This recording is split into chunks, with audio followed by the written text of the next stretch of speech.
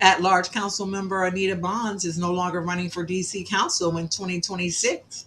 Let's get into this. Anita Bonds has been a longtime political organizer and activist in DC, involved in civil rights, social justice, labor, women's, and LGBTQ equality movements. She was active in the free speech movement at UC Berkeley and later returned to Washington to work on community and political causes. She worked on Marion Barry's early campaign and in various political roles, including cabinet positions in the Marion Barry administration, the Sharon Pratt Kelly administration, and Anthony Williams. Bonds also served as the chair of the DC Democratic State Committee from 2006 to 2018.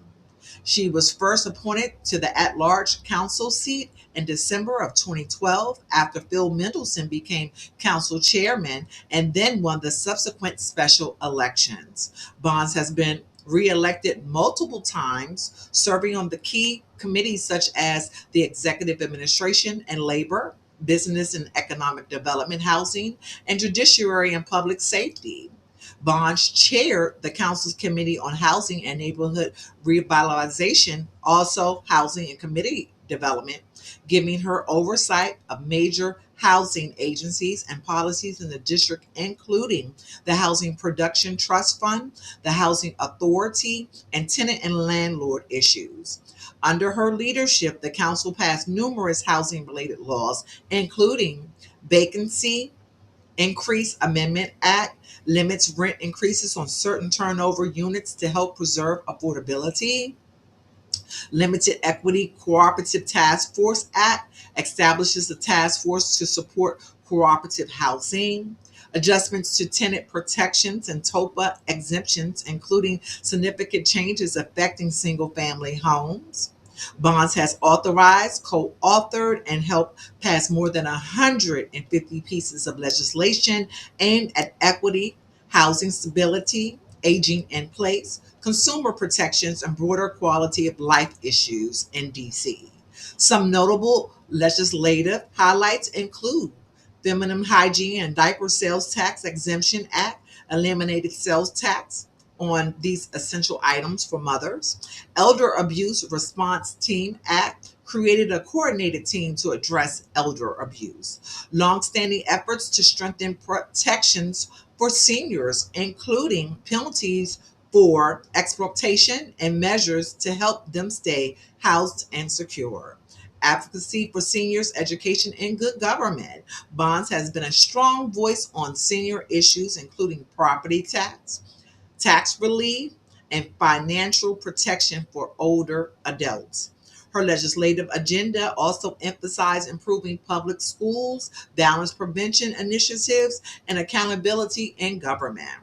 In addition to her council work, Bonds represented DC in national legislative groups and committees, including the National Conference of State Legislature Task Force on State and Local Taxation and the Metropolitan Washington Council of Governments. These are the bills she introduced or sponsored in the 2025 council period. Youth Workforce Development Programs Temporary Amendment Act of 2025, adjustments of funds, youth employment initiatives, the Purple Heart License Plate Amendment Act of 2025 updates licensing provisions for Purple Heart veteran plates, the Defective Deed Recordation Clarification Amendment Act of 2025. It clarifies the process of recording certain real property deeds. Youth Work Permit and Employment Protective Act of 2025 addresses youth labor and employment protections. Lightning intentionally guides and halts transgression in DC, the Light DC Amendment Act of 2025, safety related legislative effort. Petition Administration Clarification Amendment Act of 2025 clarifies petition process. Special elections in the Office of Delegate Amendment Act of 2025 requires special elections to fill a delegate vacancy after extraordinary circumstances, modernizes election code. For seniors and equity, Bonds has sponsored or passed several bills focused on senior well-being and equity.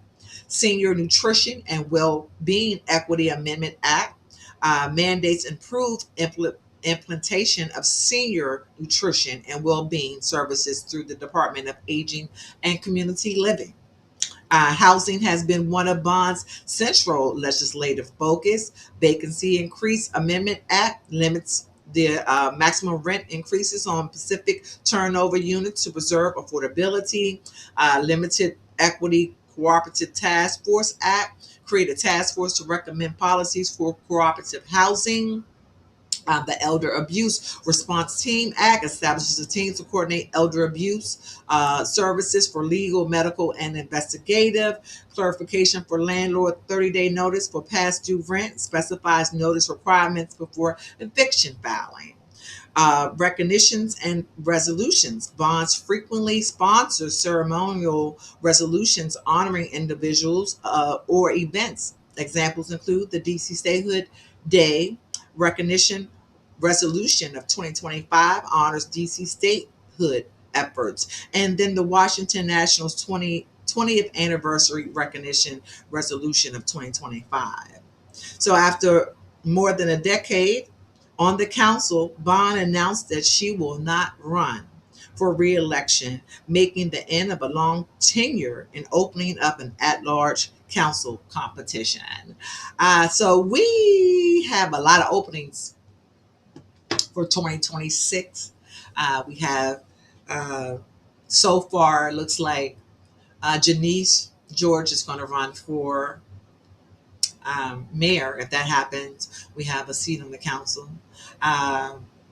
That's going to be open for Ward 4. Then we have Anita Bonds, who is also at large. So we'll have an at large. We'll have two at larges because we also have Robert White, who is going to be running for Eleanor Norton's position in Congress. So just keeping everyone updated as to what's happening. Did not know that Anita Bonds had done this much for the city. I think a lot of times the women of the city are overlooked when it comes to their contributions to the city and legislation. So I'm going to do my best to continue to bring you guys this information. Thank you for tuning in. I am T Short. This is the Awareness District. Please like, share, subscribe, and tell a friend.